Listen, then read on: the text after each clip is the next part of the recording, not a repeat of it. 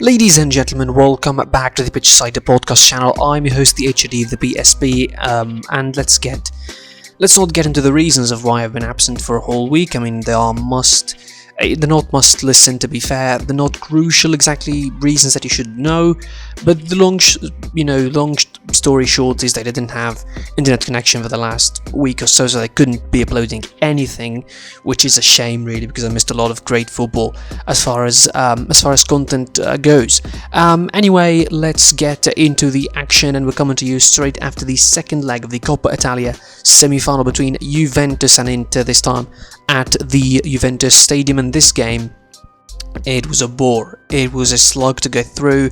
Juventus clearly made this game slow, by their own liking. They wanted to make this game slow because they knew that Inter are going to be the ones chasing the game and looking for the goal to score to get them through to the final. Juventus started with a 4-2-3-1 almost, with Bernardeschi acting as a more, demanded to be defensive kind of winger more than Quadrado on the right hand side, realizing that, Hakimi is, more dangerous than Darmian. Let's be clear about this. Darmian is a much less of a threat on that left hand side, and it was clear that Hakimi was the threat. Inter had the game pretty much in control for most of the first half.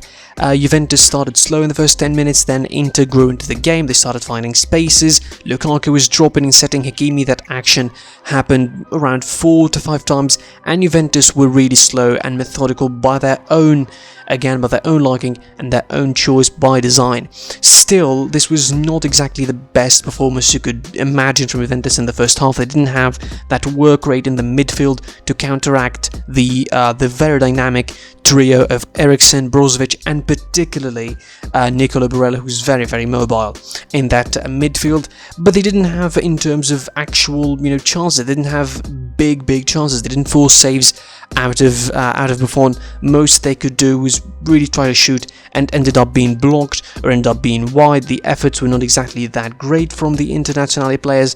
Juventus again chose to sit deep, and they only came pretty much to life only in the last 2 or 3 minutes of the first half, where Ronaldo had a chance, but Samir Handanovic made the save to end the first half on level terms, 0-0. The second half, long story short, Juventus changed sort of their dynamic, brought in McKennie for Bernardeschi, which I think was a smart substitution, to be fair, the first substitution and the right one, just to give Juventus a little bit more of a work rate into the midfield and counteract Inter. But I think the worst enemy for Conte is always Conte himself, because Antonio Conte made a substitution that I didn't understand, and I certainly would not understand, because after getting Perisic for Darmian, which is, understandable, Perisic is a better suited player to be a left wing back than Darmian is, albeit not that much effective than Darmian himself.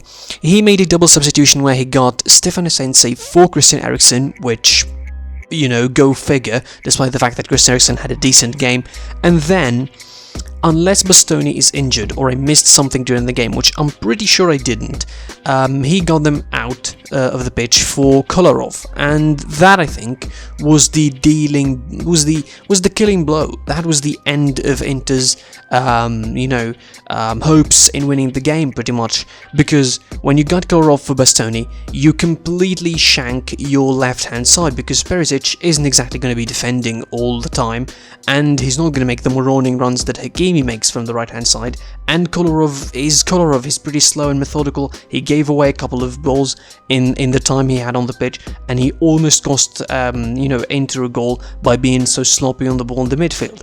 And, Juventus started getting better and better, finding themselves in a couple of situations where they were 3-on-2, 4-on-3, 5-on-3 in the defensive area in Inter. So they almost scored a couple of occasions. Cristiano Ronaldo missed a couple of chances, and Juventus were looking like they were going to be dangerous. And then, in the last 15 minutes, of course, I think Pirlo made the smart choice of just letting Inter have the ball and just crowd themselves in the box. Seriously, crowd themselves in the box. It was Inter shooting and Juventus just blocking the ball for the last 10-15 minutes of the game. Simply, it was Juventus being the most, reserved version of themselves, the most conservative version of themselves so far in the season, given Inter the game pretty much, but Inter were absolutely wasteful. They don't get the best out of themselves, the Inter players, when they have the possession and they want to dominate the game.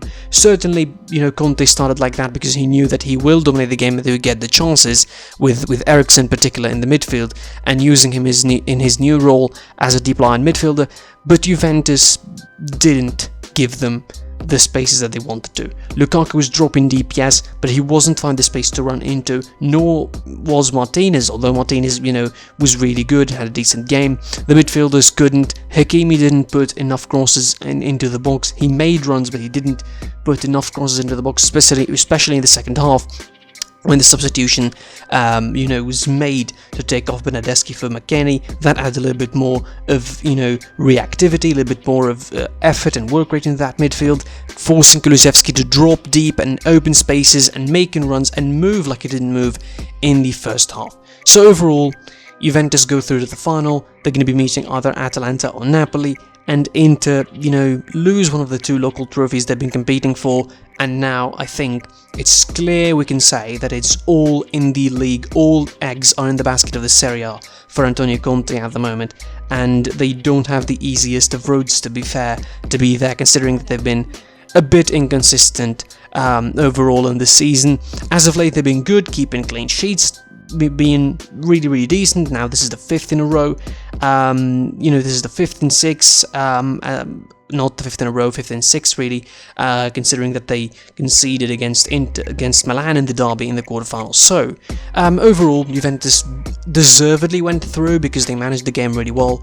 Inter were not efficient, they weren't exactly effective on the ball, they couldn't manage real chances on target. That's the key element to it. They couldn't manage clear chances on target, having all possession, a lot of passing, a lot of movement, but they couldn't do anything significant, and Juventus managed to get through with the most little of damage, and also with the best result and the best, let's say, defensive and conservative performance they could have. That's it from me for this game. I was your boy, the HOD of the PSP. You can follow me on social media at PSP on Twitter, PitchSidePod on Instagram. Subscribe more supportively to the channel on YouTube. Like, share, and comment on the video. Follow us on social media again, and you can listen to the podcast. We're returning, thankfully, tomorrow on Spotify, Google Podcasts, or any other platform. I was your boy, the HOD of the PSP, and until next time, you'll see me soon. Goodbye.